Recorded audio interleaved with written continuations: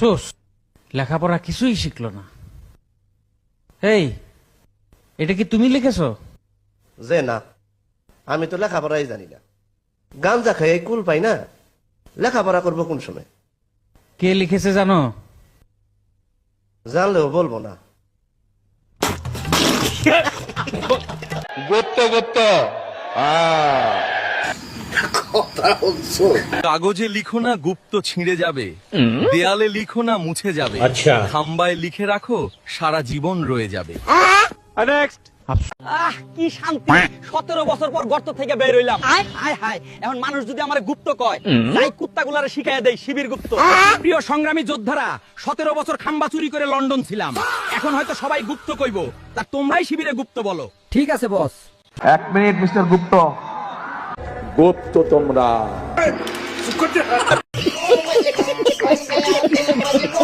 और अभी तो रुको, क्लाइमैक्स अभी बाकी।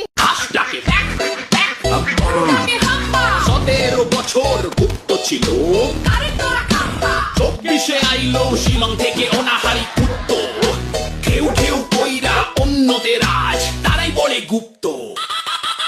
বিদেশি ঋণের বোঝা কেমনে করবি খণ্ডন, এর যুগ খাম্বা রাজা গুপ্ত ছিল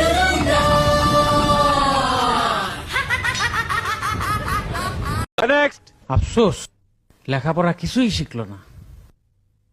এই, এটা কি তুমি লিখেছো?